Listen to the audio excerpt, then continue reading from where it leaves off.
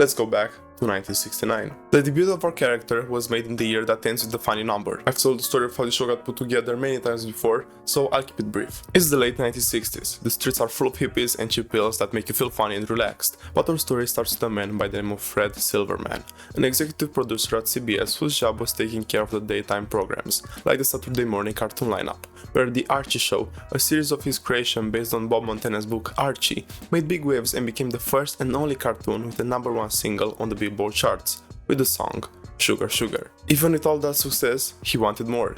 He felt like The Archie Show wasn't enough, and well, that's kinda true. So he envisioned a show about a teenage rock group who went around solving mysteries in between their shows. He wanted to take all the good parts from The Archie Show and combine them with the I Love a Mystery radio serials from the 1940s. He thought that this job could only be done by William Hanna and Joseph Barbera, two very talented animators with massive portfolios, but not even they could tie the ends together. Barbera gave it a go at first, but then he later passed it down as well to two story writers, Joe Ruby and Ken Spears. The two lads came up with a show by the name of Mysteries 5, which featured 5 teenagers, originally by the names of Jeff, Mike, Kelly, Linda, and Linda's brother WW, along with a bongo playing dog. Too much. The design of the characters was made by Iowa Takamoto, hats off to this legend. They changed the gang's names, Jeff to Ronnie and later to Fred, Kelly to Daphne, Linda to Velma, and WW to Shaggy, also removing the sibling aspect from the thing, which honestly was kind of in our favor. Down came Mr. Silverman to see the pitch and he was impressed by it. He changed the name to Who's Scared, and off he went on a flight to the CBS headquarters to tell the executives the idea. And as you'll expect,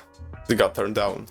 The president, Frank Stanton, thought it was too scary for young audiences. Now, on the way back home, the infamous plane ride, Silverman was listening to Frank Sinatra, as you do, and he misheard his cat singing Dooby Dooby Doo as Scooby-Dooby-Doo. He literally did the say that again meme. He landed on Scooby-Doo, felt inspired, and decided to make the show focused on the dog, named it Scooby-Doo Where Are You, and took care of the two creepy and spooky aspects, and bada bing bada boom, we've got our very own groundbreaking masterpiece. One of the very few cartoons that got everything right from the first episode.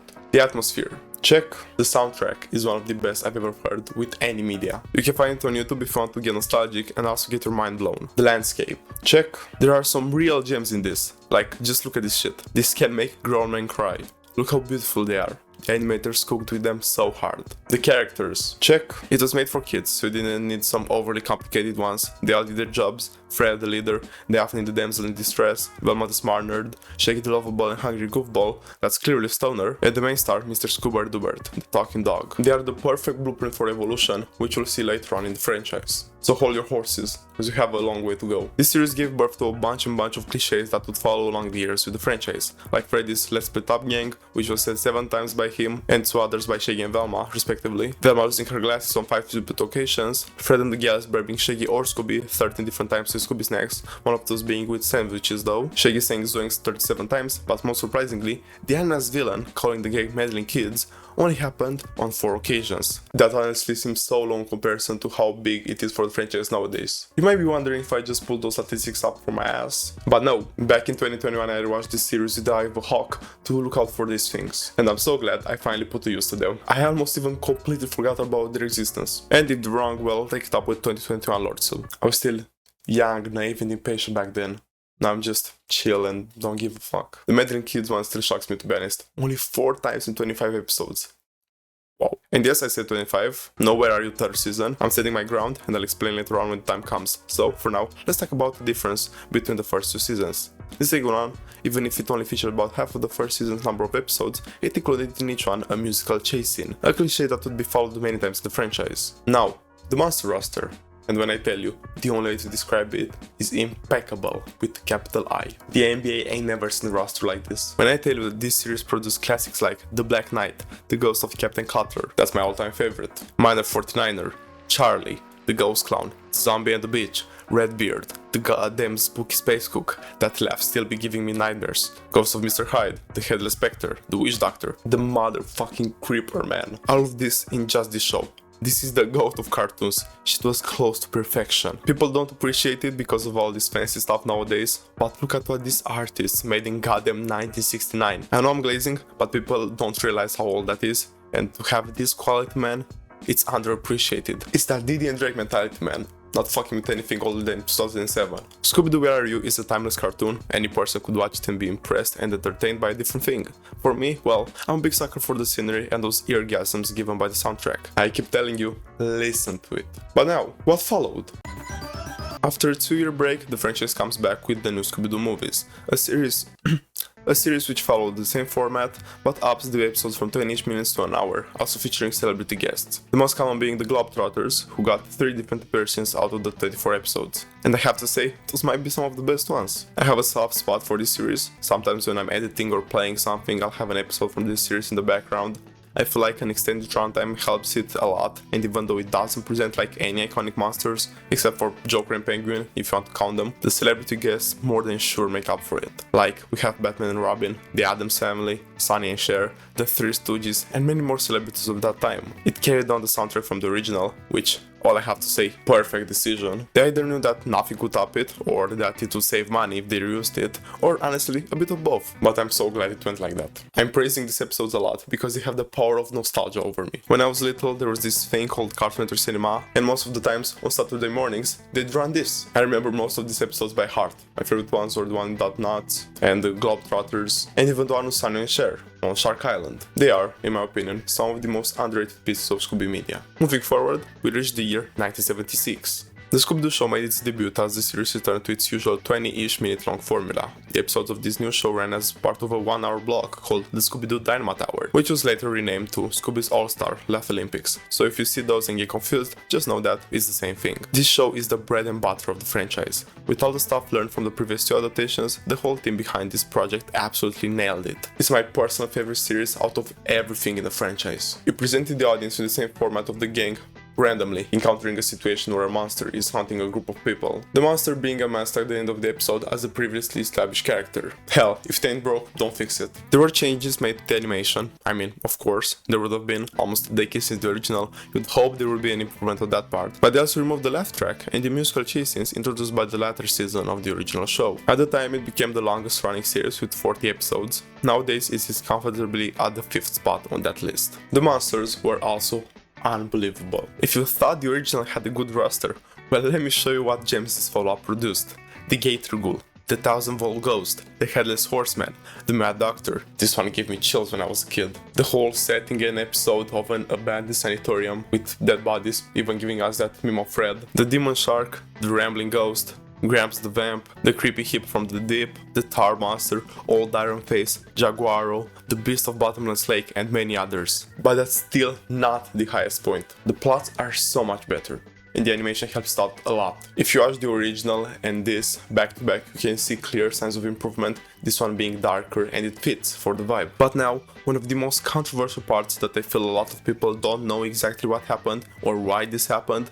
So let me tell you why they took the first season of the Scooby-Doo show and rebranded it for a bit as Where Are You's 3rd season. After the show ran its course, in order to get more out of the Scooby-Doo show name, Fred Silverman, which was the ABC president at the time, sent Scooby-Doo Where Are You into local syndication, meaning giving local TV stations the rights to air Scooby shows from Monday to Friday in order to keep the franchise popular. They chose Where Are You because it was the original and most popular and recognizable, but the only problem was the number of episodes, that being, as we know, only 25. So they also packed together the first season of the Scooby-Doo show to up that count to 41, so that there would be 8 weeks of new episodes instead of 5 before they began doing reruns. So that whole schmuck was just to up the episode count. It was later also packaged in a DVD set in 2007 under the title of Where Are You Season 3, probably for nostalgia reasons. But there really is no reason to call it now this is the 3rd season of Where Are You, because that's factually incorrect. The following year, we've been introduced to the biggest scapegoat I've ever seen in the history of television. Let's give a big welcome to Scrappy-Doo. Scooby-Doo and Scrappy-Doo is the last normal Scooby series we're gonna have for almost 2 decades, so let's treasure it for a moment. This follows the same format instated by Where Are You, except it switches almost the complete focus to Shaggy, Scooby and Scrappy, Mr. Doo's nephew. The other members of the gang are there just for the sake of it. but some of the episodes are still really fun, like I Left My Neck in San Francisco, for example, where the master, the lady vampire of the bay, is awfully reminiscent of our sweet Daphne, so Shaggy and the dogs are scared shitless that Daphne might be the vampire. Actually a good episode. The introduction of Scooby-Doo was made as a last effort to not get the franchise cancelled, because ABC wanted to cancel Scooby-Doo thanks to the drop down in ratings, probably because they've been going with the same formula for a decade. I know I said earlier, if it ain't broke don't fix it, but I really did that hoping I have a follow-up joke for this moment to explain why it's not good to keep the same formula for over 10 years, but yeah, I got nothing. So Scrappy got introduced in order to spice things up, and personally, it worked. It contrasted well with Scooby and Shaggy's cowardly personalities, as Scrappy always wanted to fight the monster. It can get pretty annoying at times, but it's the writer's fault for overdoing it. But how come Scrappy is a scapegoat? What happened? Well, the first season, which also many people count as the first series of Scooby-Doo and Scrappy-Doo, had 16 episodes with the formula that I've already explained.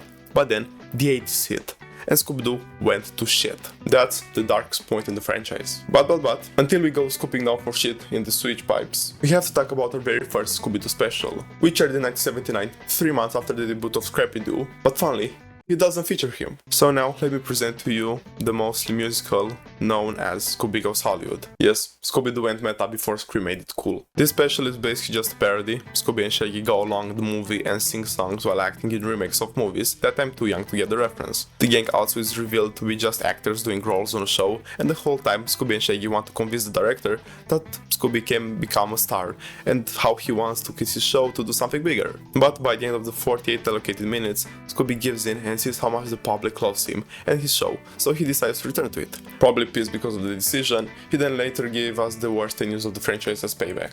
Understandable decision. This special doesn't even feature like an actual villain, it's crazy, but you know what's even crazier? Scooby-Doo in the 80s. I'm not gonna keep y'all waiting any further, let's check out this decade-long identity crisis. The following two shows, the Rich Scooby-Doo Show and the Scooby and Scrappy-Doo Puppy Hour, ran from 1980 to 1982, and respectively 1982-1983, are basically the same bunch of garbage, separated by the fact that they ran during different cartoon blocks. Do you know what they managed to put in those 3 years? 99 fucking shorts. 99 7-minute long shorts that made absolute no fucking sense. Like, what can you put in 7 minutes? I'll show you what. Oh, also, I don't understand why the franchise song is supernatural nowadays, because in these shorts, every single one had a supernatural element. No one can watch this. Let's do a test. I'll let the wheel pick out one random short out of all 99, and let's check out how absurd the plot is.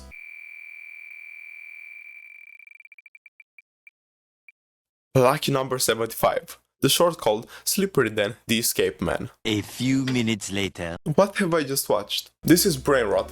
Before brain rot. I've watched 8 dopamine-filled minutes with no logic behind. This episode shows us Scrappy along with Yabadoo, one of Scooby's brothers who was introduced for this series, and his friend, Deputy Dusty, but no Scooby or Shaggy. The episode starts in a train cart, where our trio for this episode has Slippery Dan, an escape artist that they plan on taking to prison, but he manages to escape, somehow, and drives away in his car that was conveniently placed by the track for him to escape. The whole episode they try to capture him before he passes the border, but he escapes with out of this world tomfoolery. By the end of the episode, they trick him into going into a room full of mirrors, because that's apparently his weakness, and they drive off with him. This episode also had Scrappy on a platter in a lobster costume. Can anyone tell me how the fuck is this a Scooby-Doo episode? Crazy. The following two series, the new Scooby and Scrappy-Doo Show and the new Scooby-Doo Mysteries, ran for a couple of months each, 1983 and 1984, and they returned to the 20-ish minute long formula for some episodes, but others were just 11-minute long segments. Honestly, anything is better than the shorts, so I'll take it. The difference is that Daphne returns as well as a core character, and Fred and Velma also tag along from time to time. The first time we've seen these characters in like 3 to 4 years at this point. The episodes are still dog shit though,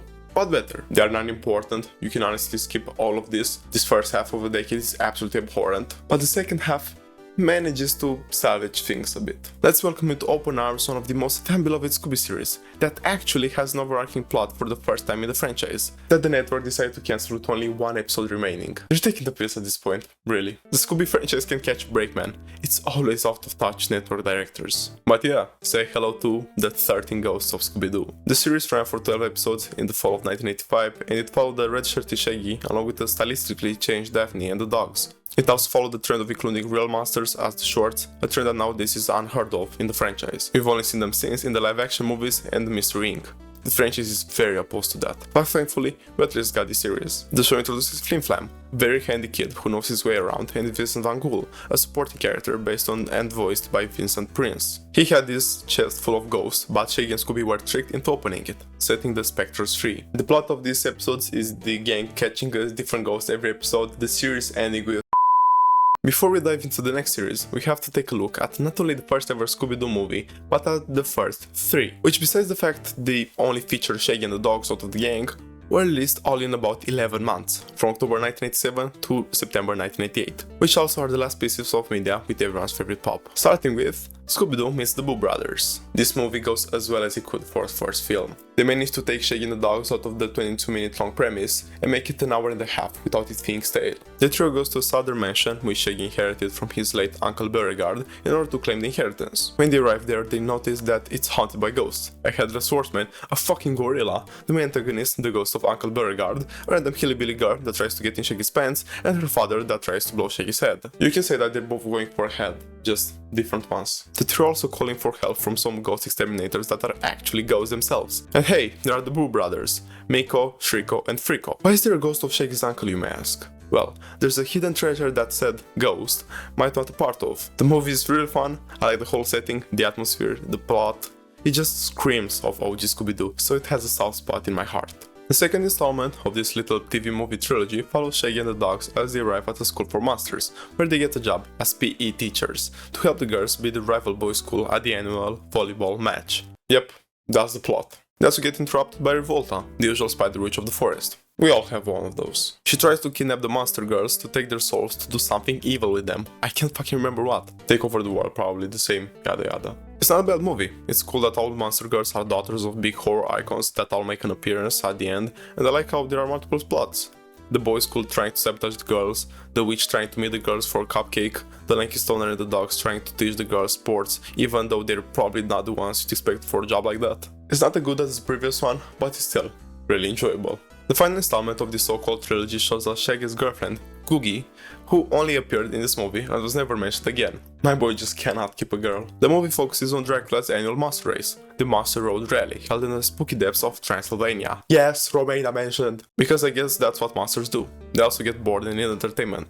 The werewolf bails on Dracula, saying that he's retired. Mr. Dracula goes to the werewolf's next in line, it being Shaggy, as Count Chocula pronounces it. So, what we've learned from these movies is that Shaggy's uncles left him a big ass haunted mansion in the south, and the other is the werewolf. Always remember that if you think your family is weird. So he sends the comic reliefs of 2 hunchback henchmen that help turn Shaggy into a werewolf by exposing him to moonlight, cause I guess he can only transform if the previous werewolf retires. Until he signs his name on the contract, no, Shaggy cannot transform. The whole movie is about them trying to win the race because our favorite stoner made a deal with Draki that if he finishes the race victorious, Dracula restores him to normal. It's a fun film, not as fun as the first in my opinion because that one leans more to the spooky aspect which I prefer with these older cartoons because it hits harder with them, but it still can be Halloween fun time given all the different monsters. Wait a second. It's just Wacky Race with Scooby-Doo Halloween, I just realized that. Now that we're done with this, let's say our farewell to Scrappy as we talk about why he's the scapegoat. When the franchise had this massive decline in popularity in the late 70s and 80s, people took it up with Scrappy, saying that he's at fault and it couldn't be more untrue. Other iterations even made fun of him, and the 2019 movie that was made to wrap stuff up with the 13 Ghosts series, almost 30 years after the series had aired, but okay, didn't even acknowledge Scrappy as a being. Flim Flam asked about him and they were all clueless to what he was. Disgraceful.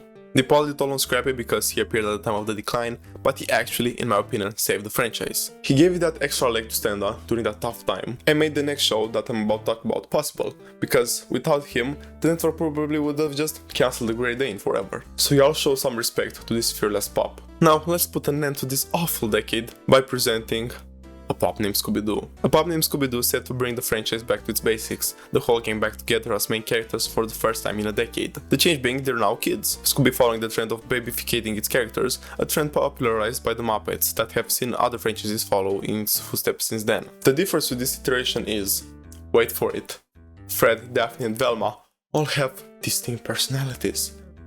You can actually separate them as characters. Crazy, I know. No more one-note characters that over time seem to all transform in the same blob of nothingness. Fred is still the leader, but also a conspiracy theorist, which suits him perfectly. He's also obsessed with this one random bully called Red Herring. Comedy, yes. Actually really funny. And he always accuses him of being the villain. And there's a whole episode dedicated to this and how Fred will now stop from doing that. And as you've guessed it, the bad guy in the mask in that episode was Red Herring. Absolute peak cinema. Daphne not damsel in distress anymore. She becomes handy, she knows how to deal with stuff that the rest of the gang doesn't, because she's rich and has a bit of an obsession with fashion, and also a tiny bit spoiled. But yeah, it's the first time we introduce Daphne as a child from a wealthy family, and that seems to remain the trend for a lot of other iterations. Velma is still the brains, but they're touching more on her introverted side, and she always carries on a computer with her, in the inventory I guess. The two goofballs stay the same, there wasn't a problem with them, so better left untouched, but Scooby acts like a mythical being. Maybe it's foreshadowing, but yeah, he always contorts his body in different shapes, like Rocket for example. The show is delightful. It has a more cheery atmosphere. It was clearly made more for kids than other incarnations, that also being enhanced by the characters' movements and chase scenes that felt very Looney Tunes-esque. It was also quite a pleasure to see the gang whole again, because we're gonna take another break before seeing them like that in a serious format. The 90s took some time away from the franchise. Besides the Scooby-Doo and Arabian Nights TV special from 1994, we don't talk about that.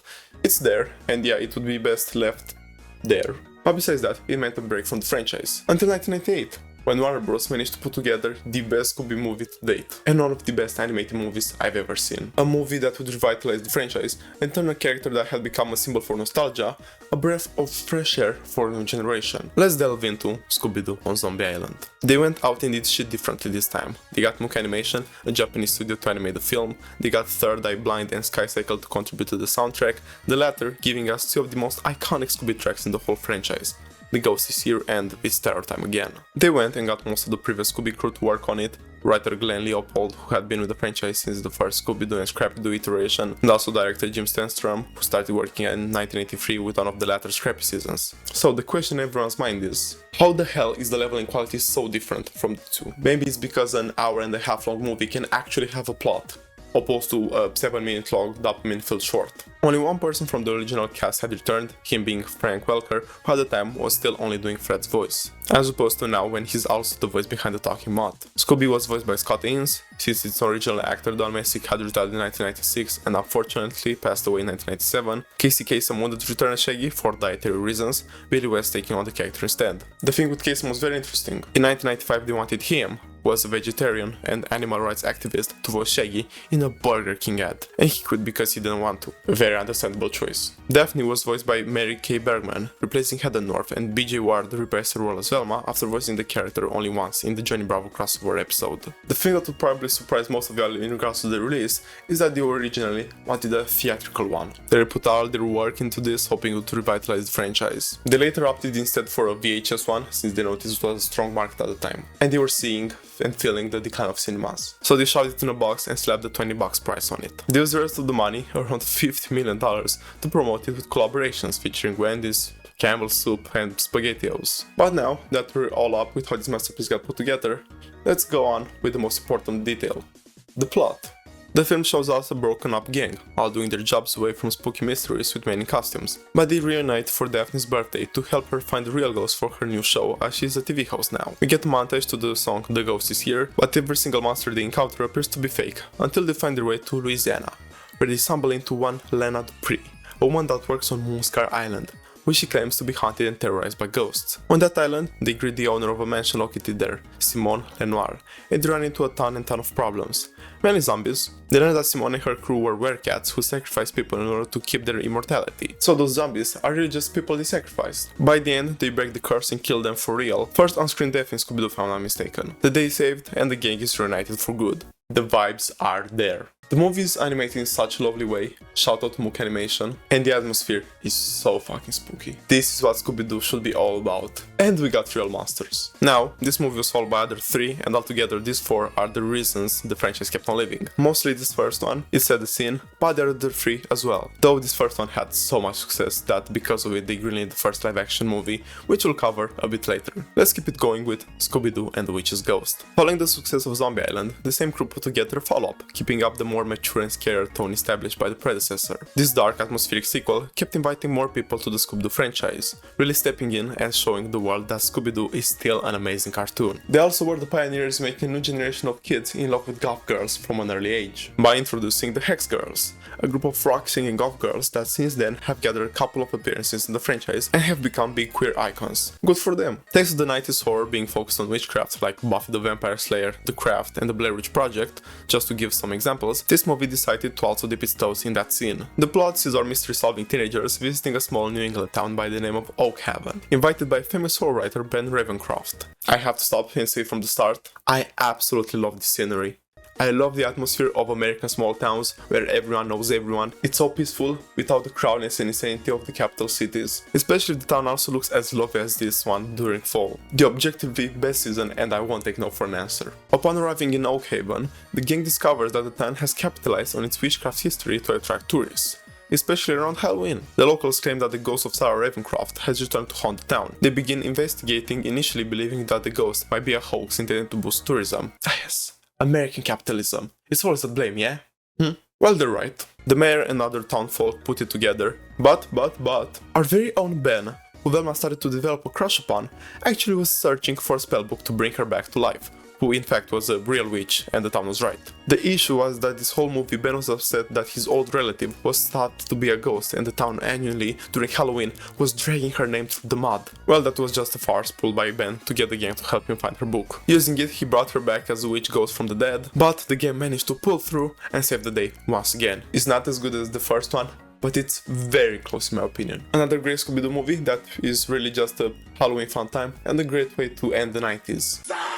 Just a couple of weeks after The Witch's Ghost release, Cartoon Network held a special Scooby-Doo event for Halloween, where they also released a TV special by the name of The Scooby-Doo Project. Sound familiar? This Blair Witch Project parody is uncanny and fun. The voice actors absolutely nailed it. The characters sound very real and scared. It feels like real characters lost in woods, not as cartoon characters lost in the woods, if you understand what I mean, and I have not completely lost it. Using the normal cartoon versions of the characters in the real world, just like that, gives it a weird and surreal vibe that I can't quite pinpoint where else I felt it, but it works flawlessly. Only 18 minutes long, so there's really no reason to skip on this one. Now, let's say hello to Y2K. This third entry in Scooby's direct-to-video journey follows the same gang as they go up against real aliens, following the trend established by the X-Files or Independence Day dominating with their alien teams. Opposed to the two previous entries, this movie follows a lighter and more comedic tone and approach, which at the end of the day I consider it is its downfall. Aliens are scary, so don't make them happy-go-lucky. We were building something here. The movie brought in Lance Falk to write the screenplay, but Jim Stenstrom returned once again as director. The movie also introduces love interest for Scooby and Shaggy, Crystal and her dog Amber, which also prompts a dream sequence with music that shows their life as a couple. A bit weird, not gonna lie. This is the tone shift I was talking about. I like that though. The relationship subplot, it gave the two goofballs an excuse to act different and try to impress them, and it was fun to watch. Plus is the gang driving through the desert when the mystery machine breaks down, spot what appears to be a UFO, and whilst the gang goes to search for help in a nearby town, Shaggy and Scooby are chased down the mountain by the spooky aliens. A very good opening sequence. The movie follows Fred and the girls as they're trying to solve the mystery of aliens, whilst on the other part of the group, Shaggy and Scooby try to impress and get stuff going with Crystal and Amber. Arriving at the climax, Crystal and Amber are revealed to be themselves aliens as well, but good aliens. Also what a twist, I was not expecting that when I was a kid. The ones that chased the boys in the beginning were government employees, Max, Steve and Laurie, trying to scare off people in order to mine gold from an ancient site without being interrupted. They are caught and the movie ends as Shaggy's and Scooby's short-lived romances do as well, with Crystal and Amber taking off with their UFO. I consider this one the worst out of the bunch, but that doesn't mean it's bad, it's just not as good as the other ones, which set a very high standard. It's still so much fun. The desert, the aliens, lovely. This movie furthered Scooby's presence as still a dominant piece of media for kids, concluding with one last movie animated by Mook Animations. This fourth and final piece is the most underrated one in the bunch. This movie capitalized on the up-and-coming development of computer technology, which is the reason why you now can watch this video, and also press the like and subscribe buttons. Apart from that, it took inspiration from new video game consoles like the PlayStation and Nintendo 64. The film is also a project made in a period of transition. Co-founder William Hanna unfortunately passed away in 2001 before Warner Bros. Fully took over the Hanna-Barbera name. The film also used CGI alongside the 2D animation to reflect on the technological theme. The plot follows our gang as they visit an old friend of theirs, Eric, a college student who they find out is developing a video game based on their mystery-solving success. Whilst they're chilling in a lab, the Phantom virus, a mysterious creature that hacked the game and escaped into the real world, causes chaos and manages to transport the gang into the video game world by scanning them. It's very unrealistic, especially for that time, but it's fun. So that's all that matters. They have to complete the 10 levels of the game in order to escape. We get the first 2 levels fully before a montage helps us, and the runtime, pass through the rest before we reach the final level, which itself is phenomenal. In it, the gang runs into original counterparts of themselves in the OG malt shop, except for Shaggy and Scooby, who sport Shaggy's red shirt from the 80s and the red color for Scooby. I presume that was done in order to differentiate them from the normal counterparts, since they didn't get any significant design changes for this movie, unlike Fred, Daphne and Velma, who, as you can see, got them. This is my favorite part of the movie. What better way to pay respect for William Hanna than with a homage to old Scooby-Doo like this one? They go to an amusement park to get the Scooby Snacks box for this level, that item being the one which allows them to pass the level. Creatively unique. There they run into, wait for it, the Creeper, Jaguaro, the Tar Monster, the Gator Ghoul, and Old Iron Face. What a classic selection of brilliant monsters, I absolutely love it. This just makes the whole movie. Each person goes off with their counterpart, and they are followed by one of the monsters, which they defeat in creative ways. This is so much fun. I don't care that it's lighter and not as serious as Zombie Island and Witch's Ghost. We got the fucking Tar Monster covered in cotton candy. What more could you possibly want? They manage to escape by collecting the Scooby Snacks box from inside the arcade, and they return to the real world with some knowledge about the Phantom. In the last level, they spotted it playing baseball. That's oddly similar to one of Eric's classmates, Bill, who's obsessed with baseball and he's trying to get away. He wanted to make Eric's game fail in order for his baseball game to be the one accepted by the professor. Tough luck, mate. You thought I was gonna say that was his third strike, right? No, I'm better than that.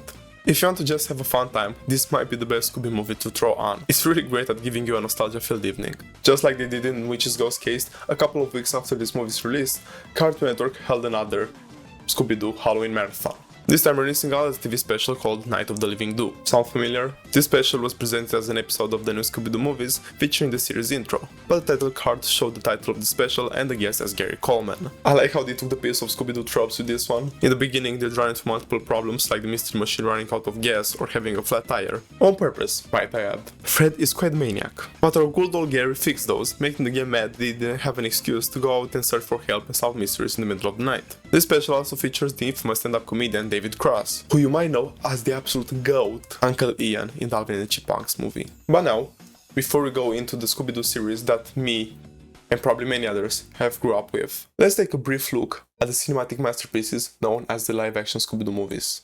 The first Scooby-Doo live-action movie is goddamn near perfection when it comes to how good a Scooby-Doo live-action movie could be. I don't even know where to start. I've talked about this so much on my channel, but I'll try to keep it brief. First of all, the casting director cooked so hard. I've never seen a more perfect casting for a movie. They got every single actor on point. It's like those fan casting videos that you see once in a while on TikTok or Twitter, where they must put in Tom Holland in for some reason. Freddie Prinze Jr. comes in for the role of Fred, along with his co-star for I Know What You Did Last Summer, Sarah Michelle Gellar, as Daphne. They had already been dating for a couple of years at that point, and a couple of months after the movie got released, they got married, which still happens to be the case today. Very wholesome. Linda Cardellini took on Velma, and Matthew Lillard did the best live-action version I've ever seen of a character. Thanks to it, he's now voicing the character, taking the mantle from the late Casey Kasem after his departure in 2009. The movie was directed by Raja Gosnell, and the screenplay was done by none other than James Gunn, who's famous nowadays for his brilliant work on the Guardians of the Galaxy movies. The thing with this movie that always sat a bit weird with me is that it always had the feel that it was supposed to be more mature. We got multiple marijuana jokes and references that kinda gave that away. Well, our main guy, Matthew Lillard, revealed in 2010s in an Ask Me Anything Reddit post that the monsters were initially supposed to be, and I quote, really scary. They were softened. Time passes a little bit from that moment, and in 2017, it was revealed that the movie originally was meant to be R-rated, but the studios absolutely erased that idea and dumbed it down. But in 2022, we got an amazing interview with Kate Beda, the editor for both Scooby-Doo movies, from the awesome Scooby-Doo interview channel JP and Millie. In it, he touched upon the subject and said that a ton of stuff was removed because they were too mature and the movie couldn't put that in, or because test screen audiences were offended, like the words demon and soul were replaced with creature and protoplasm because of that. Shaggy was supposed to be a stoner, obviously. Velma had a crush on Daphne. Daphne said she faked an orgasm with Fred. Mr. Bean's comments that the kids on the island were carrying drugs. Wild shit. You can see a ton of outtakes shown by Ken Beda on their channel, so I highly suggest to check them out. You can also find a ton of these deleted scenes on YouTube. About a 50-minute long video that you should definitely watch. It also features a 2-minute long animated intro that was perfect to transition into the live action world, but it was removed because of pacing issues. So sad to see. But now, let's talk about the plot and what makes this movie so special. The movie starts in normal Scooby-Doo fashion, the gang in the climax of one of their cases. This time, a movie-exclusive monster, the Luna Ghost. And do I really have to say anything? What a perfect monster to start this movie off. It embodies the energy and atmosphere of the cartoon perfectly. Such an incredibly designed costume. I absolutely love it. The gang save the day, but they have a fallout afterwards due to different ideologies. Velma being upset that Freddy always takes the credit, and Daphne that they always consider her just the dancer in distress, which I'm very glad they touched upon. A year passes and all of them are invited by one mysterious Mr. Malvarius to his Spook Island, this film's main location, which as well perfectly embodies the franchise. They went 2 for 2 so far. They meet with Mr. Malvarius, played by none other than Ron Atkinson, famously known for his role as everyone's favorite British person. They split up as they're all determined to solve the mystery of the weird teenagers by themselves. They investigate a bit the island before all ending up at the spooky castle. 3 for 3.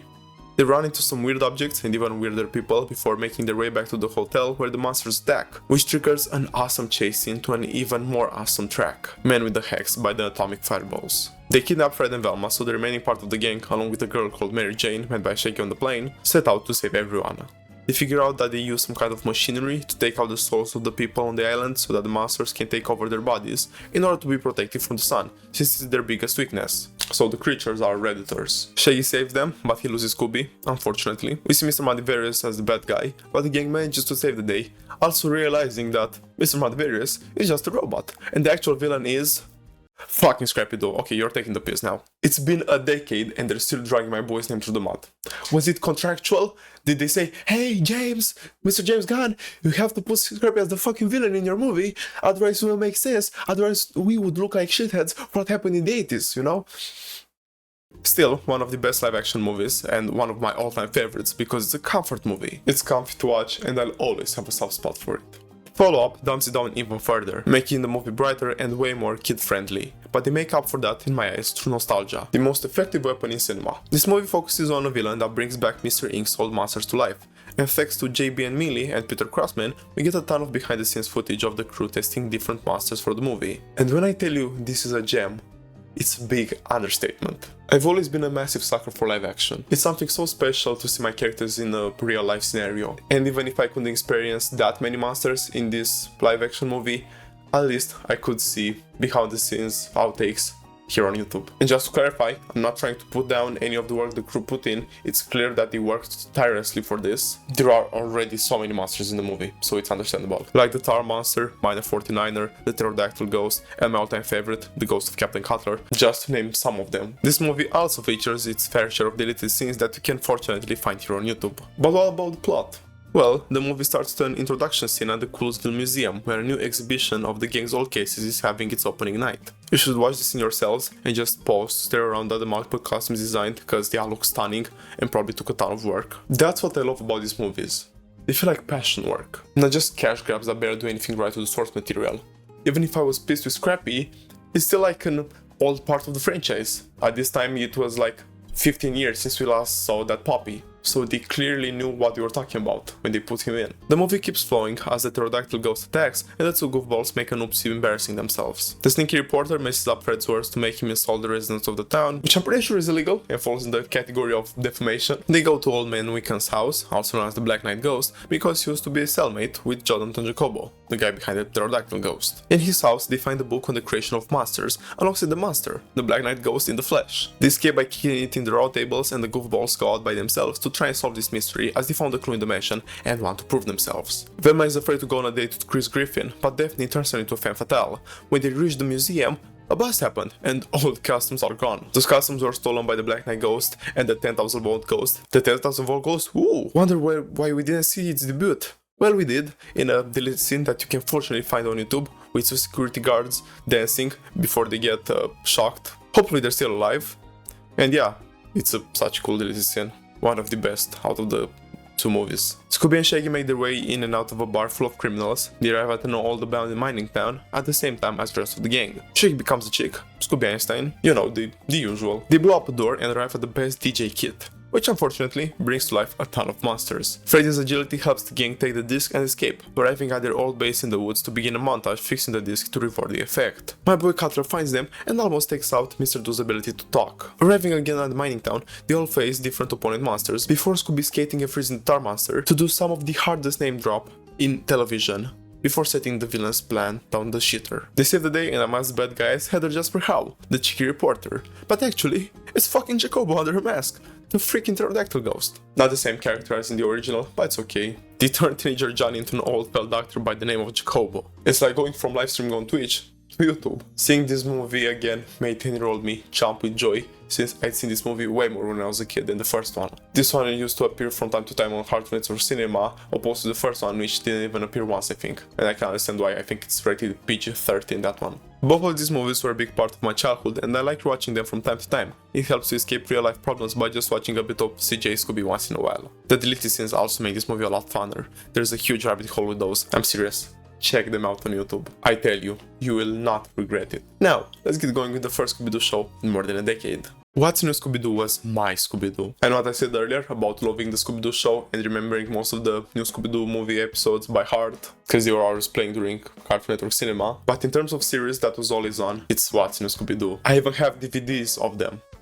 I wrote that in a script hoping I'd find my DVDs by then. There's a box up on my shelf, right there. I think I have... Wait a second. I have to show you that I have them. I have to show proof. 2 very boring minutes later. Okay, well, they're not there. That means they're in the attic, most likely. And I'm not going searching up in the attic at fucking, It ran for a good and pretty long amount, if you take in consideration previous series. It ran for 3 seasons, gathering 14 times 3, that's 42 episodes. This is the first series where Frank Welker takes over the voice of Scooby as well as Fred's. Casey Kasem returned after the studio promised to make Shaggy a vegetarian. That's why he's always eating sandwiches with only green or grey stuff in them, if you wondered as a kid. So did I. But the most ironic bit about the series must be its title, because really, it's nothing new besides a modern setting. They went back to the original 1969 formula of the gang together, going from location to location solving mysteries. It has less dark tone, focusing more on the comedic aspect of the franchise, and I think that helped little old me a lot, because I'm still traumatized by 2 of the monsters in here. They managed to create horror during daytime by the looks of it. But first, why is it so fucking bright? Especially during nighttime. The original looks darker during daytime than this one does during nighttime. Well, it's the very first piece of Scooby media digitally animated. As the times were changing, so had Warner Bros, and you can't get everything right from the get-go. Hence the 2 saturated colors. Now, the trauma, both from season 2. That one had some bangers in it. First, in episode 5, The Vampire Strikes Back, where the Hex Girls also make a return. But most importantly for me, this vampire. Those eyes. Bro might have borrowed something from Herobrine's book to make me shiver like that when I was little. It looks so menacing. But the other one, that is the real deal. Episode 12, Uncle Scooby and Antarctica. This creature, this whole episode is pure horror. Like, thank God the animation is so saturated and bright. If it were any darker, that would have been the end for young me. I can't get that scene on ice out of my head. They're staring in the distance, in the middle of nowhere, in Antarctica. There's nothing around, silence, no one to hear or scream, and they spot the monster in the distance. It spots them as well, and runs towards them, trying to take Fred or Shaggy, I can't remember which one, under the water to kill them. How was this allowed? And the sound cues, there was like a sound effect. They notice it in the being, and then they talk to each other, and then Freddy looks back on the binoculars, and Fred looks back on the binoculars, and there's a sound effect, and he just sees the monster sprinting at them. What the fuck? This monster is a piece of terror. The empty stare and those sharp eyes, the piranha-like teeth, the claws, the color that helps it to blend in. Even the station that they visited in this episode had no electricity due to a power outage. Being left with no power in the middle of buttfuck nowhere Antarctica, with a human-like fish creature hunting you down, is pure terror. Bro, the thing didn't scare me as hard as this did. Another classic episode, still from this season, because apparently this one was the one filled with bangers, was episode 8, The San Francisco. The gang visiting San Francisco for one of their old friend that participates in a skating competition, but the monster, an allegedly former Alcatraz inmate, is hunting the competitors. The last episode I want to mention is the roller ghost ride, just because I remember skating game on the Cartoon Network website where we had to run away from the roller coaster. I remember playing it quite a lot, it's a weird memory. During this time, there were 9 different direct-to-videos movies drawn in the What's New art style. The last being released 3 years after the show's conclusion, before they switched to a modern art style that became kind of the genre for movies since that point, with a couple of tweaks here and there. And man, there are quite a few movies. Since 1998, there's been a direct-to-video Scooby film every year, sometimes even twice a year or 3 times a year.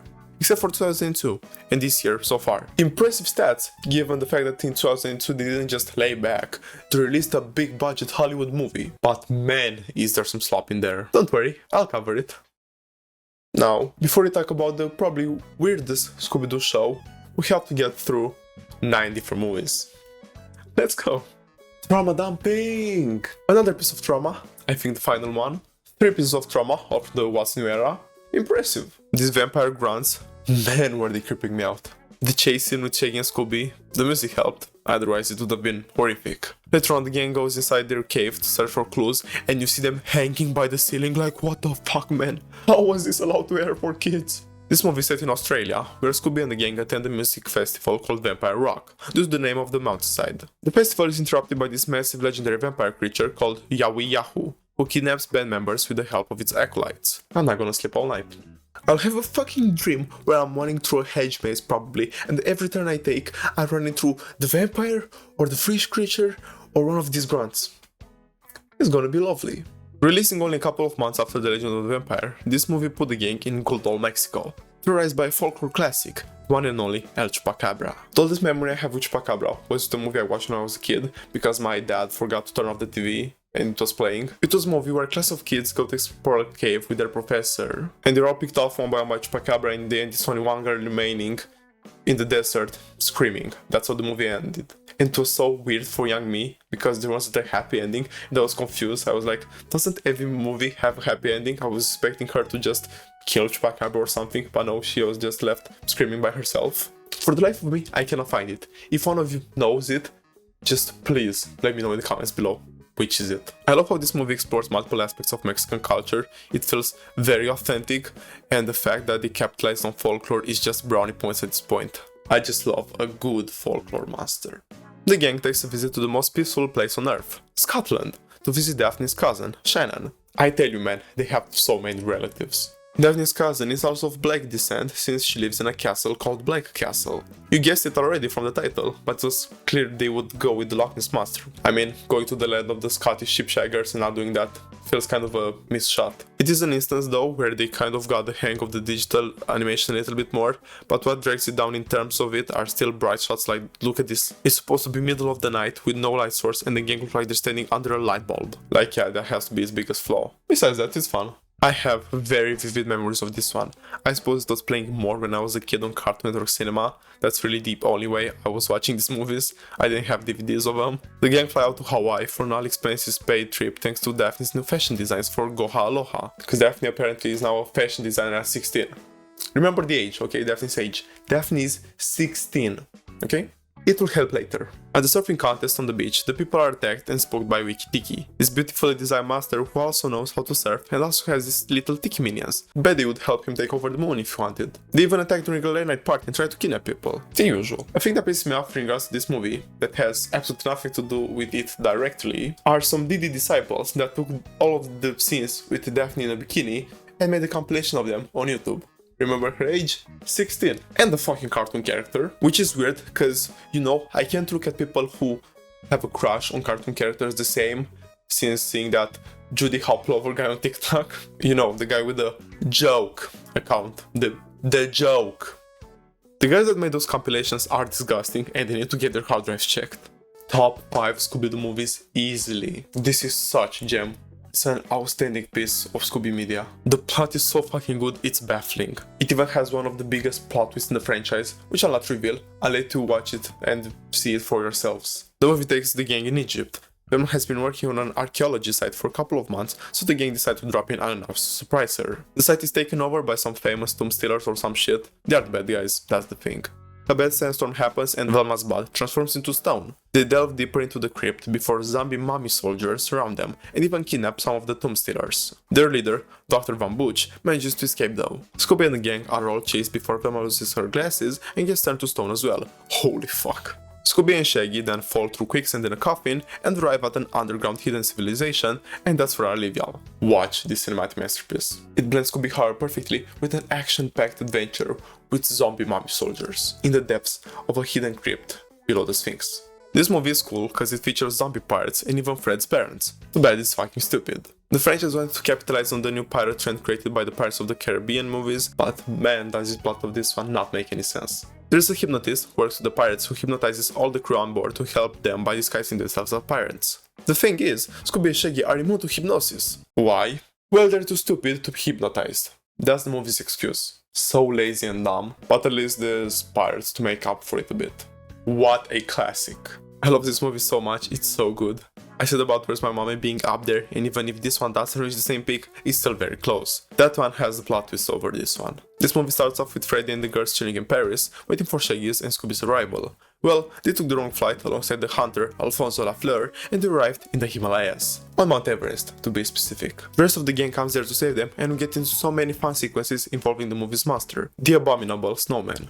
We have traps, falling down the mountain due to mountain slide, a radio cabin high up where Casey Kasem has the chance to use his radio voice since he was also a radio star, where they get interrupted by the monster, a mine full of dynamite, and many more. Such an enjoyable movie to watch with the family. It's not even that long, it's only an hour and 12 minutes, and yet has all the stuff that I previously mentioned in it, without it feeling like a dopamine rush, unlike the previously discussed 80s shorts. It's one of my all-time favorite Scooby projects, and I'm so glad I had the chance to relive it now. A new supernatural adventure for our gang, which takes time during Halloween. The gang goes to a Halloween carnival to have some spooky fun. Shaggy and Scooby meet a stage magician called the Amazing Krotsky, but unbeknownst to them, he's an evil magician who desires real magical power. He steals a magic wand from the fairy Princess Willow, and thus he gains control over the forces of magic.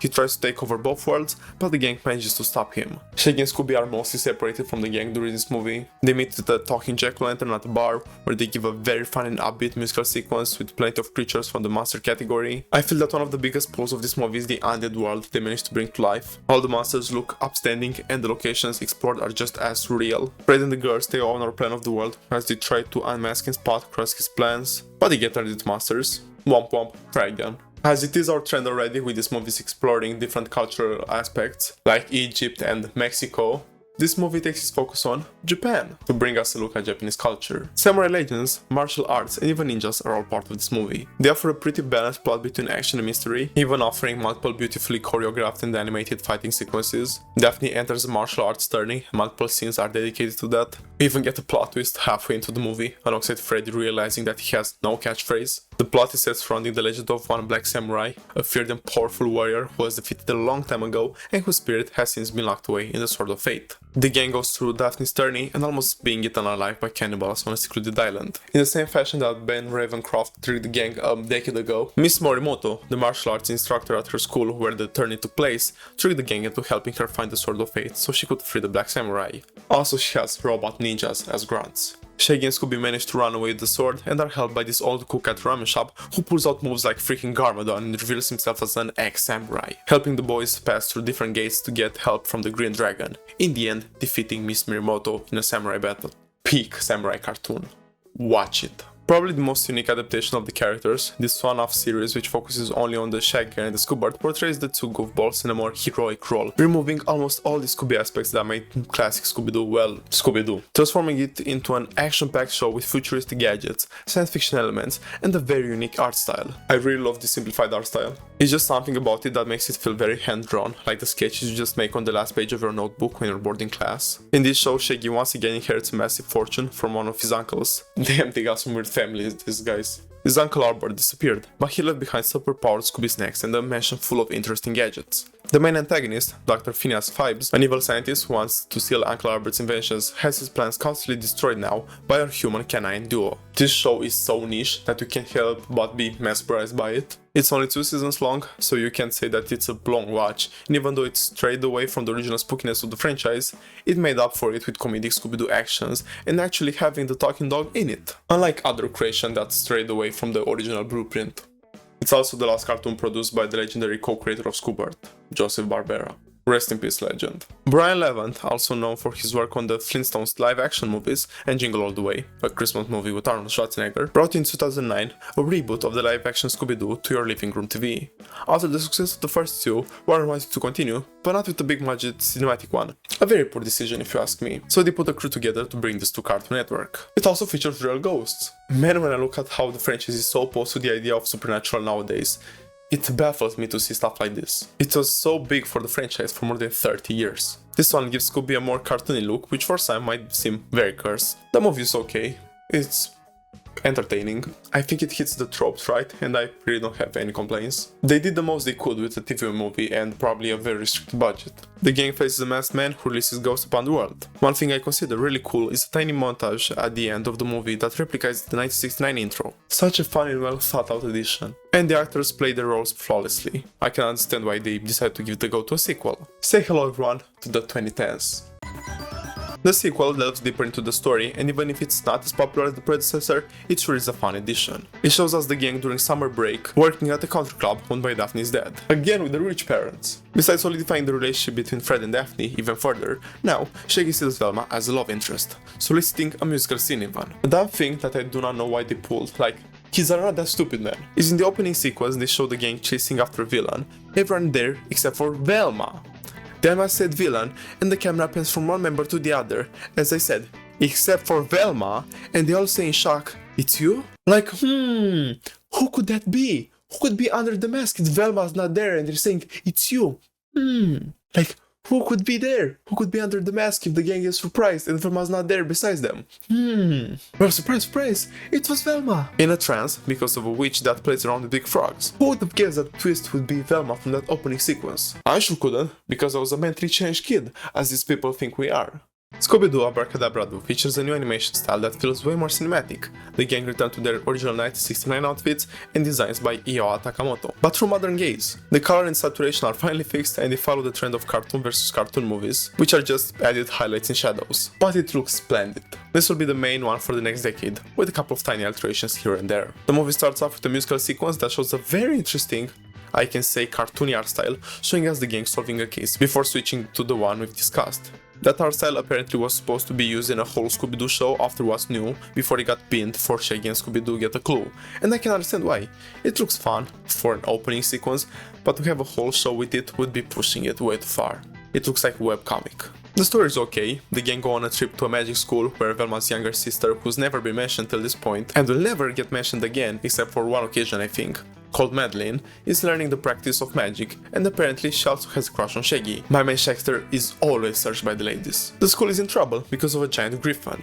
Impeccably designed, might add. You can really feel the difference between the What's New movies and this one. It's such an impressive step up, but before we can delve deeper into other movies, we have to put them on hold, cause just a couple of months after this movie's release, we get the debut of probably the most acclaimed and beloved series in the whole franchise. Let's take a look at Scooby-Doo Mystery Incorporated.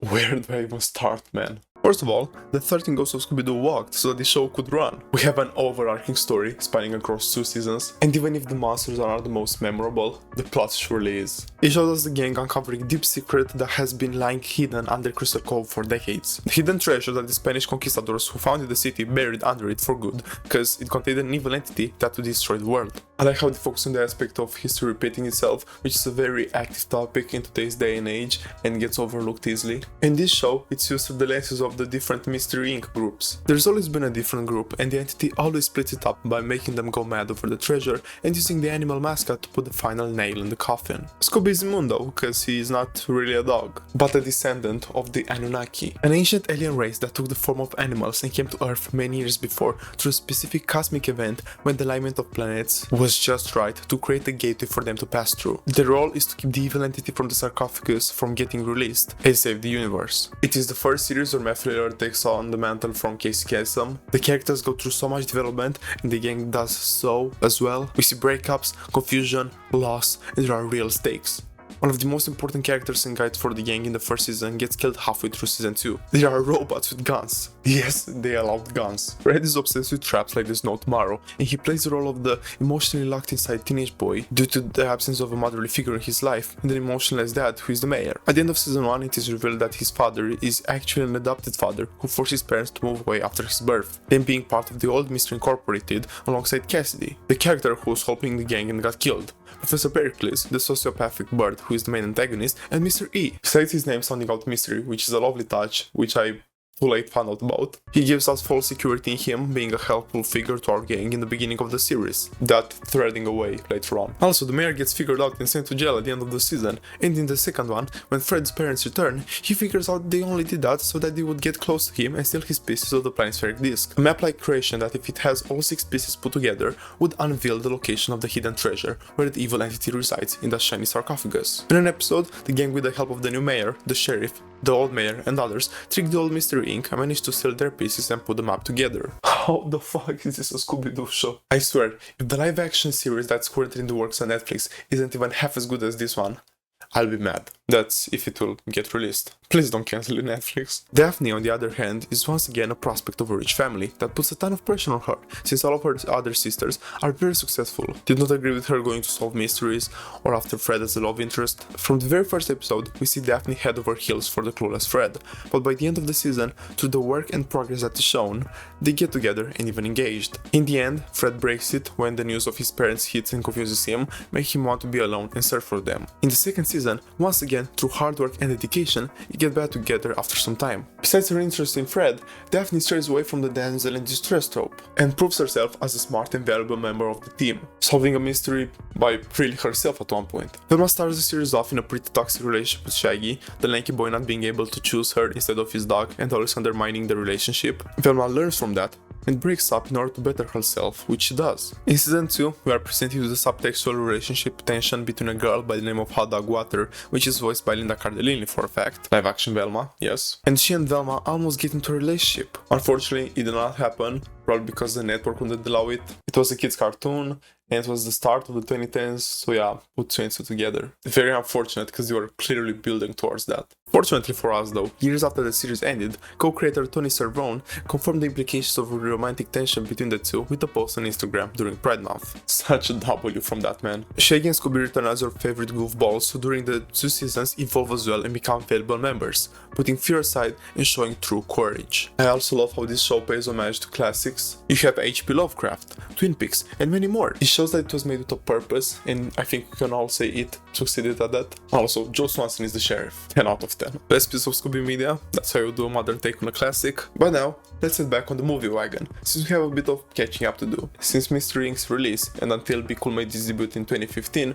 we have 11 movies, 6 shorts, and a TV special. Are you taking the fucking piss? Scooby-Doo Camp Scare put the gang in a Friday the 13th scenario, but unlike in the Robot Chicken animation, Velma doesn't get down and dirty with the monster. Here being 3 of the fuckers: the Woodsman, the Fishman, and the Spectre of Shadow Canyon. The movie presents the gang working as camp counselors at Camp Little Moose, a beautiful old but gold type of camp, following what camps should do, unlike Camp Big Moose, which spoils kids instead of letting them learn the ways of the woods in a proper way. They've chosen this one because it used to be our Freddy's old summer camp. Such cutie. The first monster, the Woodsman, appears at the beginning of the movie when counselors Bert and Daryl play a prank on the kids. Afterwards, Daryl went to check an open shack and, well, the Woodsman appeared. Scared him to death so much that he quit and went away. An actual valid reaction. The Fishman appears when the gang take the kids to the beautiful lake to have a barbecue and swim. Wait. No. Do not tell me. For fuck's sake, check the hard drives again. And the Spectre of the Shadow Canyon when they investigated a canyon. Pretty straightforward. The movie even surprisingly has a twist, though it's a bit weird. One of the kids, Deacon, reveals himself a gangster who, alongside Ranger Knudsen, who was the one behind all 3 monsters, wanted to get the treasure hidden at the bottom of the lake, where a town had flooded many years before. A very unexpected twist because who didn't notice that the kid looks like a 40-year-old bald man. Besides that, this is a very fun movie. Great for Halloween in my opinion. Don't let that lazy and not so exciting title fool you.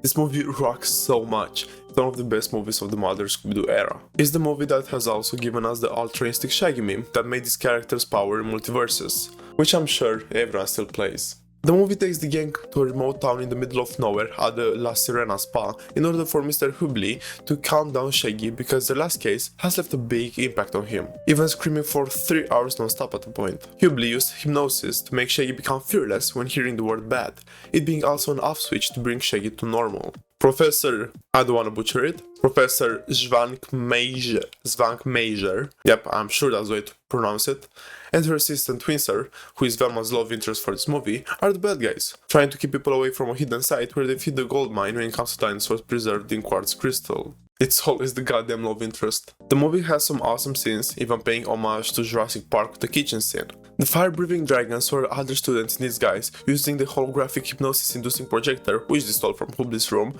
a very smart and unexpected plan. Shaggy also races on a mountain with the bikers he fought at the restaurant. That's what I love to see. This movie is on the more forgettable side. It's Scooby-Doo with a vampire who chooses Daphne as his bride, the vampire being just an old white man in a costume. Big Top Scooby-Doo takes the gang and transforms them into circus performers at circus that's hunted by jewel-stealing werewolves, them being just the animal trainer in disguise alongside some baboons. And they are also held by the stereotypical-looking circus strongman. This is the third movie released in 2012. They were really just doing them for the sake of it at this point. This one though is probably the most entertaining one. It shows us a crossover between the gang and the Blue Falcon and his partner Dynamite the Wonder Dog, another Hanna-Barbera IP that has met the gang on multiple occasions in the past. But in this movie, they use them just as fictional characters from a comic series. The gang is visiting a Comic-Con because of Shaggy's and Scooby's love for the Blue Falcon, where someone dressed as Mr. Hyde, the Blue Falcon's archenemy from the comic books, causes chaos and destruction. At one point, they unmask him to be Owen Garrison, the actor behind the original interpretation of the Blue Falcon. But something smells fishy, and the gang is right. He was actually knocked out unconscious in the suit and framed by Jack Rebel, who sold robot models and wanted to rob an armored vehicle that could take the money from all the entrance fees at the convention, racking over $5 million. That's so much. What the fuck? A very unique take on the Scooby-Doo franchise. This movie solely uses puppets. It has a very high similarity with the Muppets, probably on purpose, and all the sets and everything look spectacular. It's even quite long, 45 minutes of just straight up puppet action. I'm taking my inexistent hat off to the puppet workers. The gang finds a map for the hidden treasure of pirate Gnarlybeard and goes in search for it. Along the way, they are attacked by the ghost of said pirate and the phantom of his parrot. They are the pirate's great grandkids who believe that the treasure belongs to them, and they quite rightly have a point. Don't know why they had to dress up and scare people to do that, but okay. The plot is not that amazing, but the sole usage of the puppets more than makes up for it. I love it when franchises do stuff like this to keep it fresh once in a while. This movie sends the gang to Chicago, where Fred and Daphne are contestants in a talent show, one of the better movies in this decade. With all the slop in here, I'm surprised I found one to keep me entertained as this one. I like the musical scenes and how at the end when Daphne and Fred were winning the fan poll, they start making bad jokes so that the votes would decrease for them, so that Emma, a young violinist who wants to win the show for the prize money that would be able to keep her family's farm, would win instead. A very wholesome ending. The part that attracts me to the movie is the sheer volume of culprits. The monster in question is the Phantom. Well, there are 5 of them. It's also fun to just see them unmask Phantom after Phantom, but one of them is the main villain. Wait for that. The first Phantom was pretty innocent and didn't go to prison. Steve Tribbley, he was the original Phantom in the 70s when the opera closed down and the opera house became a disco. He smashed the disco ball one night and everyone just fucked off. They didn't return until the talent show crew came and rented the place. Pretty weird. The second one, Mel Richmond, was the owner of the opera house and he wanted to burn it down to get the insurance money from it. The third one was Lance Damon. He was the father of Chrissy Damon, this annoying little shit who came in 3rd place in the finale, so her father wanted to scare everyone off so she'd win. The fourth one was Brick Pimiento. The host wanted to stir up the pot to gain publicity since the ratings were dropping. I don't understand. Weren't the other 4 fantasy enough for that? And I don't understand why he went to prison. He just dressed up as the Phantom, didn't do anything illegal. I even went to the Scooby-Doo wiki to see if I had missed something, and I found out people were wondering the same thing in the notes and trivia section. Also, check the link to the wiki down below, they've been a massive help for some portions of this video. And lastly, the Phantom that was cuckoo for Cocoa Puffs is Dewey Ottman, the assistant who's a germaphobe. He took the opportunity of other people dressed as the Phantom so he could steal the soap diamond from the museum and add it to his collection of cleanliness treasures. And the real Phantom would be to blame. He also almost kills the gang with his soap sword, or whatever that was, and he almost killed them in a car accident. Light work. This movie is just a crossover of Scooby-Doo and WWA, which also provides us with a clip of John Cena rescuing the gang from a falling boulder. It's hilarious to me, a person who knows the context and existence of this movie.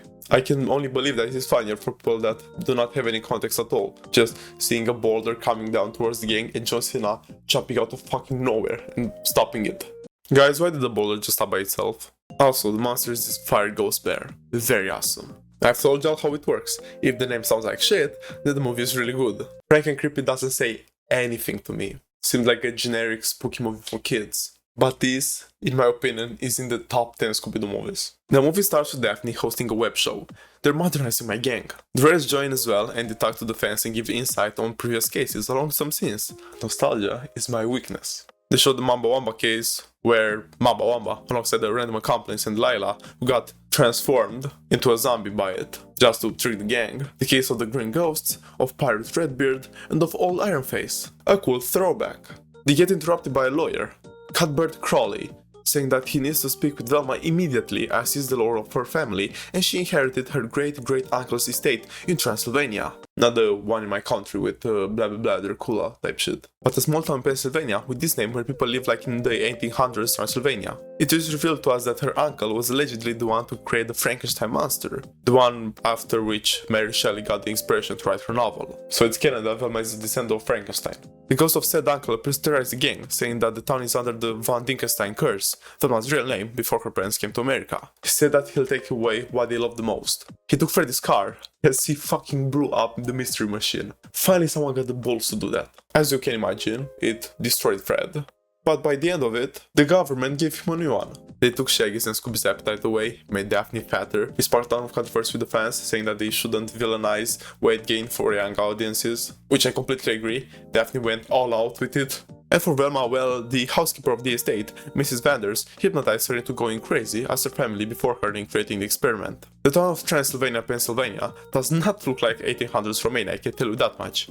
He combined the name of Romania with the architecture of Germany and Austria, with a hit of Scotland thrown in there. At least they got the translation of donuts right. I love Gogosh. The thing that makes me want to say fuck you to them is how they designed Romanians. Because the population, besides living as 1800s Transylvanians, they are also of Transylvanian ethnicity. We do not have crooked teeth, okay? And why do we look like monsters, and why does that little man look like a tiny version of Gomez Adams? I would have much preferred if Freddy dropped his wallet and a couple of kids came out of nowhere and grabbed it before it hit the ground and ran away with it, okay? That would have been funny. The twist is there ain't just one villain. There are four. The ones from the flashbacks. Cuthbert Crowes, one of the Green Ghosts, C.L. Magnus, the guy behind Redbeard, Lila, the zombie slave of Mamba Wamba, and Mama Mion, the strong lady behind Old Ironface. I literally did not expect that. You can call me thick, okay? But from my point of view, they just showed all of those smoothly and flawlessly, like I didn't feel it was forced in any way. Maybe nostalgia is blinding me again.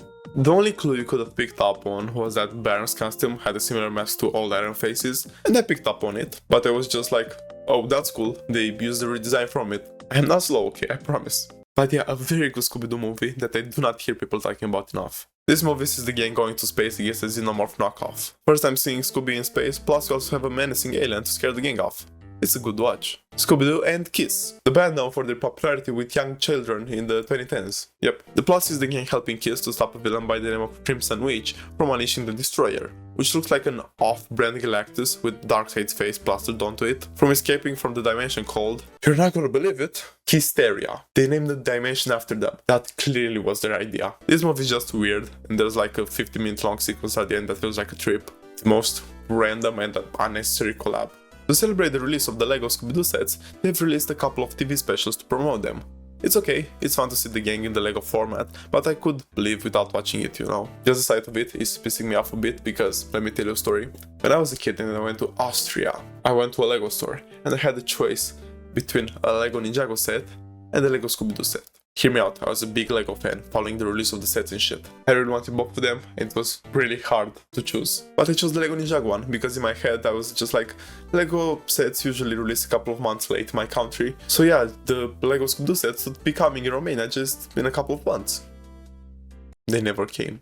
I am genuinely so pissed from that. There are 6 shorts released: Scooby-Doo Spooky Games, Scooby-Doo Haunted Holidays, Scooby-Doo and a Spooky Scarecrow, Scooby-Doo Mecha Math Menace, Scooby-Doo Ghastly Goals, Scooby-Doo and the Beach Baddie, Beastie. They are literally just plain 20-something minute long episodes, but in the high quality animation of the movies. Nothing too wow, too special, too iconic, just a couple of episodes, but I had to mention them. The most overhated Scooby series, and I'll die on that hill. It's the art style, okay? but it works in this format. They basically took Scooby-Doo and Family Guy-fied it, and it's genuinely funny. It's the funniest Scooby series by far. It has some spooky aspects, but it's mostly just comedy. The art style can look like shit, I get it, it's not even nearly my favorite. Shaggy looks the weirdest, but it's fun and it gives us, in my opinion, the most unique and fun version of Daphne in the whole franchise. She's like the main comic relief, unironically. The first episode shows us her playing with puppets for the whole episode, just using them to talk. When she comes up with a beat, she sticks with it the whole episode. There was another one with a beard, just for thinking. She says it feels good to stroke it like you're thinking about something.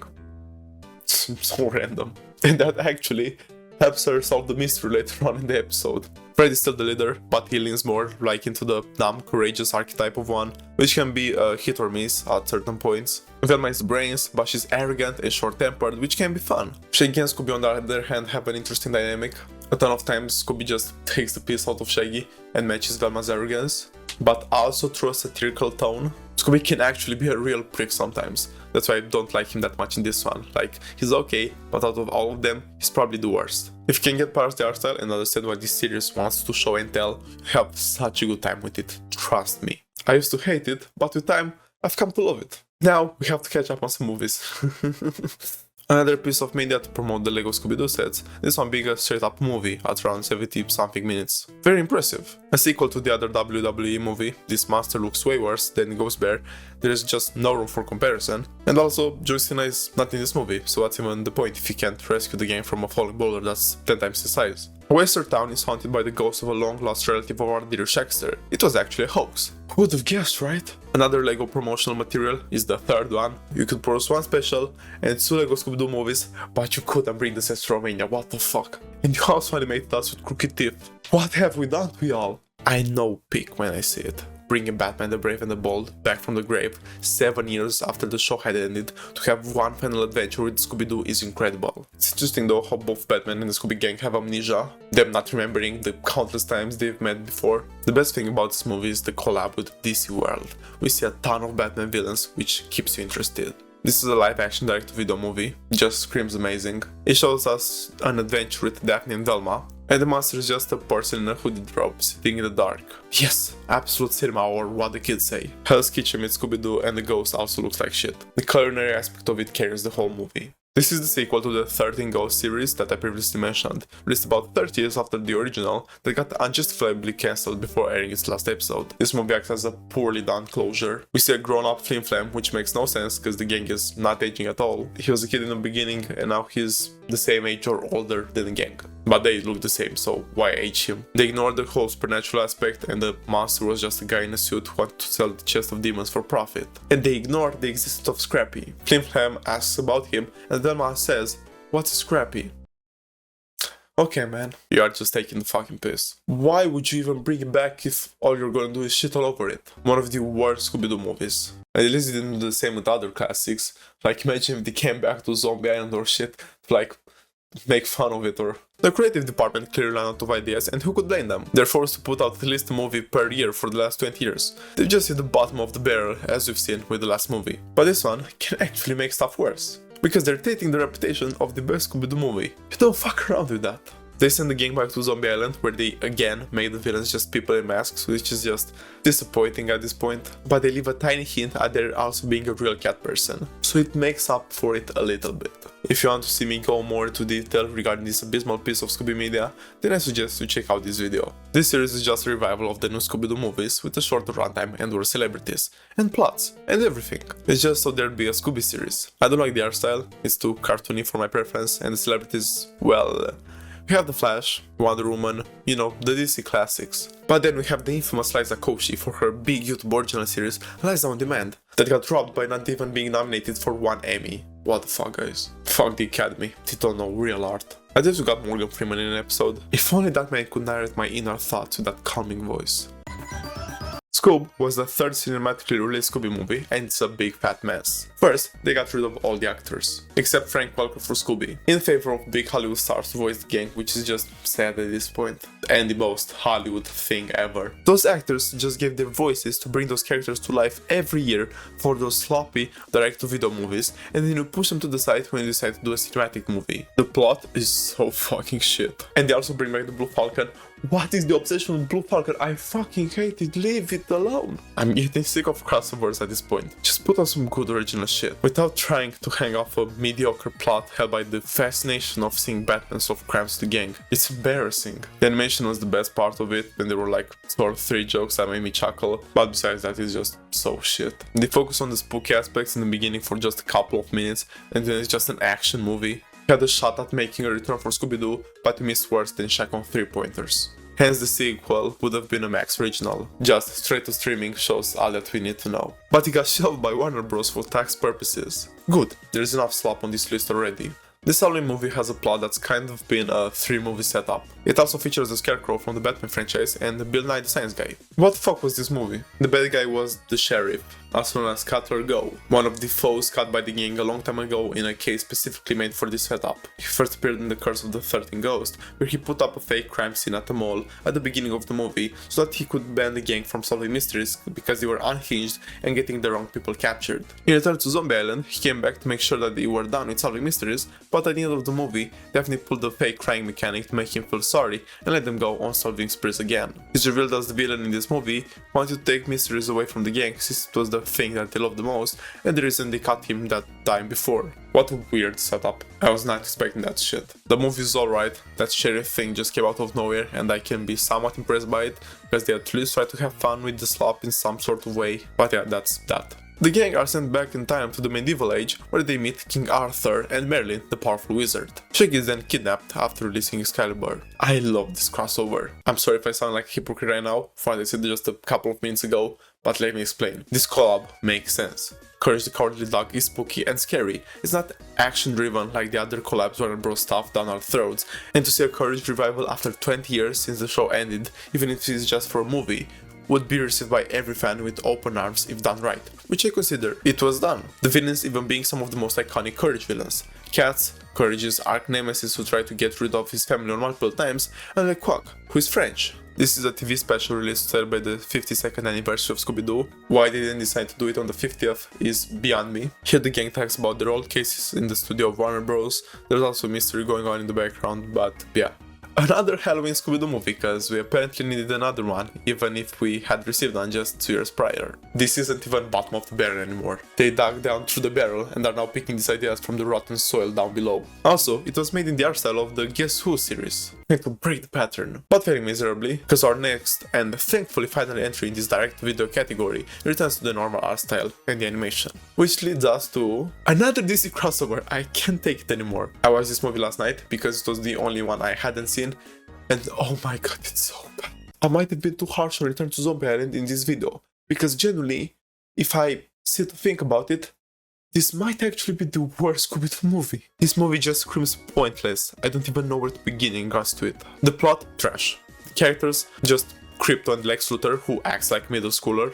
There's really no other way I can put it. The movie starts off promising, with the gang encountering different DC villains as they come into Metropolis to help after the Justice League's disappearance, but it all just goes downhill from there. We see them again when Shaggy accidentally summons a copied version of them in the training room of the Hall of Justice, where the action mainly takes place. The Justice League apparently disappeared because Lex Luthor's chauffeur stole the Phantom Zone projector that was just up for grabs in the display in the building, with no security or anything, and used it to transport the Justice League to the Phantom Zone, which I assume is just a dimension between dimensions, where you can see and interact with these dimensions, people and things, but you can't talk or anything. It just screams of that episode of Black Mirror where you could mute people IRL. The monsters that were haunting the place were just the Justice League stuck in the Phantom Zone trying to communicate. You could figure that out halfway into the movie when you see multiple spawn, one of which clearly resembles the physical attributions of Wonder Woman. Such a shit movie to end on. But at least we're done with these direct-to-video movies. Thank God. Some of the entries of this past decade were so painful to go through, you have no idea. I was so pissed with the Crypto movie, I had forgotten this was the next and final entry in Scooby's cinematic world, with Mindy Kaling behind the voice of Velma and as the executive producer. This comedy series, which caused a ton of controversy when it aired, is the most disrespectful thing that has ever happened to this franchise. Releasing a toilet plunger and dog poop picking bags with Scooby's face on them would have been more respectful. Scooby isn't even in the fucking cartoon. Shaggy and Velma are of different ethnicities. I don't get this trend of switching a character's ethnicity to make people feel more included. Wouldn't they feel more accepted if you went out of your way and put progress into making an original character of said ethnicity instead of just plastering it over an already existing character? It just feels so weird and awkward, like 90% of Velma's dialogue. Velma acts like that stuck-up know-it-all, but with a hint of political views and real-world issues thrown in there. I don't want to watch a meta Scooby-Doo series that talks about stuff like that, especially the way Velma does. Like, she's always right about that shit and just brings them into a conversation so out of nowhere that it makes the scene so awkward to see through. I've only watched the first season and it wasn't as bad as people made it out to be, probably because a ton of people were just riding on the hate train not knowing what it was about, but still, it was almost pure dog shit. There are like 2 jokes that made me laugh in that season, and an actual good meta reference. Not in the opening scene of the series that says that you always need an opening with implied sexual stuff to attract an audience, or something along the lines of that, which is true. Like, sex sells, and is such a prominent figure in most movies, especially horror. Besides that, it's mostly dog shit. You don't have to hate watch it, okay? They already got a 2nd season, let's not give them a 3rd. Editor Lords here, they've just announced yesterday that the show is cancelled. A big victory for the franchise.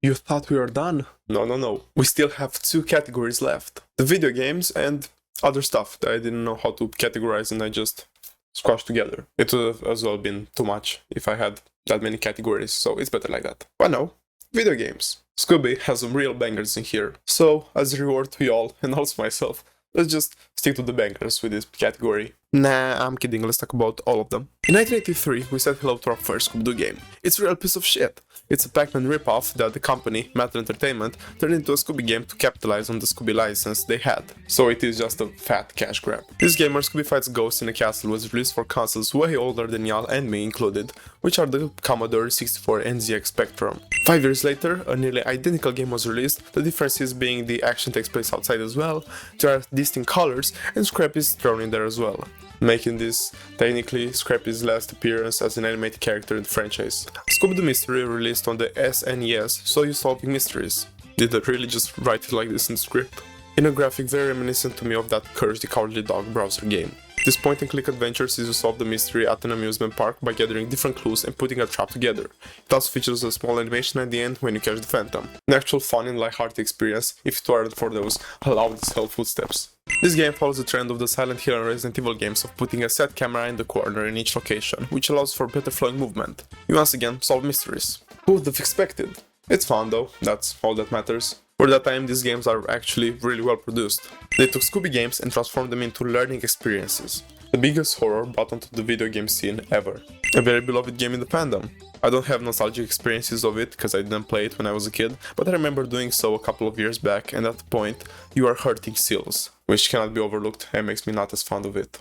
A very cursed game to promote the release of the first live-action movie. Unlike this one, Night of 100 Frights is arguably the best Scooby-Doo game if it weren't for a game that was released 2 years after this one, which also enters the conversation in my opinion. I played this game when I was a kid, but couldn't get further than the Black Knight, which at the time I thought was fairly late into the game, but nah, it was the first boss fight, so yeah. Such a good and unique experience though. You play as Scooby as you fight your way through levels, headbutting classic monsters and doing parkour. It provides an unmeasurable feeling of nostalgia for the old Scooby cartoons, but for old games as well, which frankly, I'm so dearly in love with. This is a must play from the Scooby franchise.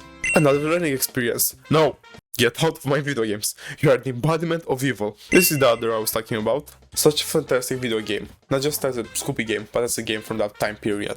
The cutscenes can be too bright and saturated, but for me, I only see love hearts. I love this game more than Night of 100 Frights. In the same manner as that one, I played this one as a child. But I also finished it back then. Got to give myself credit where it's due, even if this one's easier.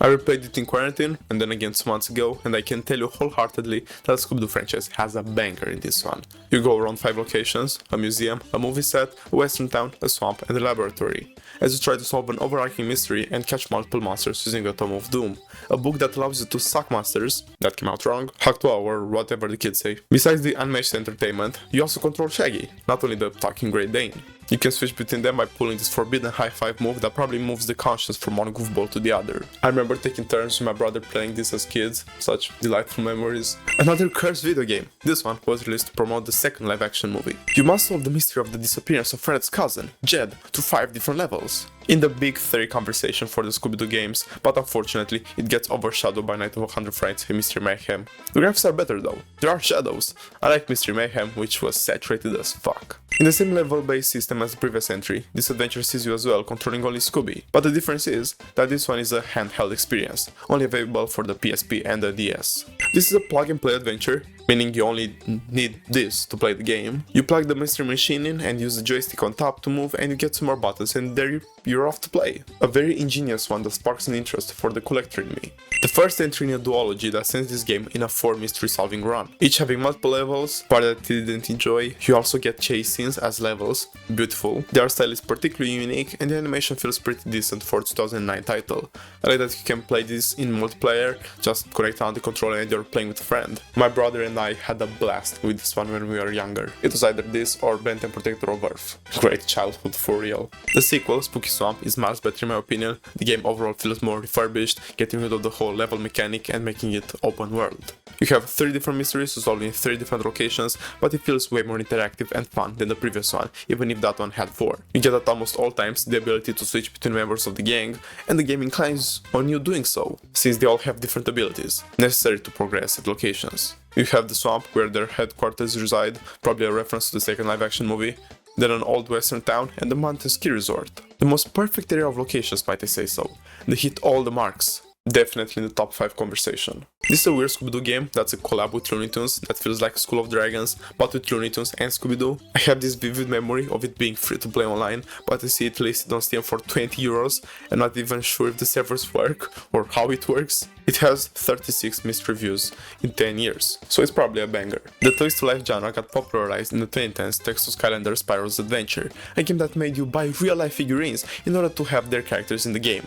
Such an ingenious method to sell merchandise and make more money. Props to them. I was a big Skylanders fan. I had like 50 of the fuckers or more and almost all of the games. Every single entry except, well, this one, the original. But then I sold my Xbox 360 to buy a PS4 and my dad sold them as well. I didn't know he would. I thought he'd let me keep them, but he sold them along with the Xbox and other games I had for the Xbox for literally peanuts. I was too young, I didn't know. When the trend started dying off, LEGO had just released their spin on the genre, and what a spin. Everyone loves LEGO, and everyone loves partnershiping with LEGO. It was insane. One of the biggest rosters I've ever seen, and as we get to our topic now, there even was a whole open world level dedicated to Scooby-Doo. You just had to buy an expansion pack which gave you these figurines to put on the portal. A perfect segue into our next category.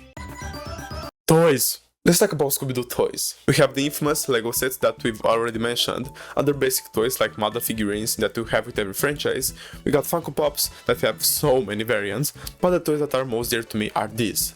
These barrels were filled with slime and a random figurine inside. The Scooby-Doo slime pods were a staple of my childhood. I had so many of these. I can still remember the smell of that slime and how cold it was. These are real fucking toys, not whatever the fuck is happening in Walmart to the Scooby toilet. Scooby-Doo has a shit ton of merchandising. From storybooks, to clothes, to Barbie figures, to vinyl records with the soundtrack, to coloring books, stickers, lunchboxes, cereal, plushies, and even a Cluedo version. A ton and ton of products. Especially comic books. A bunch of comic books. A series even with the Dark Knight himself, but probably the most unique one has to be Scooby-Doo Apocalypse. This 2016 comic book series had 36 issues to its name, showing us the gang in a post-apocalyptic world where shit goes down. It's not for kids, which puts a smile on my face. If they're okay with doing stuff like this with Scooby's face, then maybe, just maybe, we'll see Shaggy and the gang one day in Dead by Daylight. But a man can only hope. They had 4 live show performances across time, Scooby-Doo and Stage Fright in 2001, Scooby-Doo and the Pirate Ghost in 2009, Scooby-Doo Live Musical Mysteries in 2013, and the last, Scooby-Doo and the Lost City of Gold in 2020. Who the fuck would go to live Scooby-Doo performance? What would be so special about them? What would you see there? I see here on the wiki as well that there were multiple educational film strips released during the 70s, but they don't even have a page of their own, so they're a different level of lost media. We've talked about the weird crossover movies, but there are also some crossover episodes.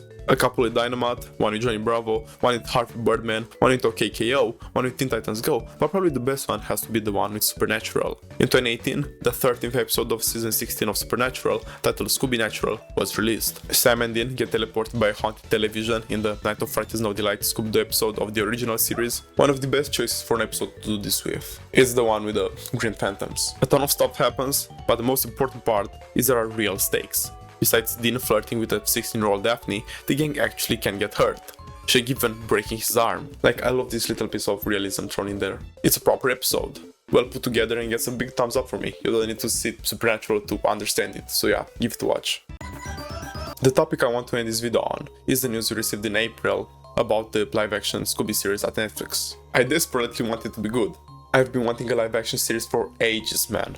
If done properly, it would be so good. I hope they do it like a 16+, like no kids bullshit. We need something with violence, maybe gore, something that would actually make us think the gang is in real danger and there needs to be casualties. The episode starting with like a monster preying on someone and then killing them or something injuring them.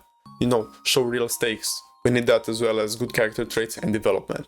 No one basic trait per character and that's it. We need complexity, especially from a Netflix show that has the budget to pull off something like that. Some sort of Scooby-Doo Mystery Incorporated, but inclined more on mature themes. People would watch the shit out of it. Every person grew up with some kind of Scooby-Doo, and the well-done, high-stakes, scary and violent piece of well-thought-out overarching mystery for our gang would be watched by so many people. It would be talked about like the resurgence of the Scooby franchise after the shitstorm that was Velma.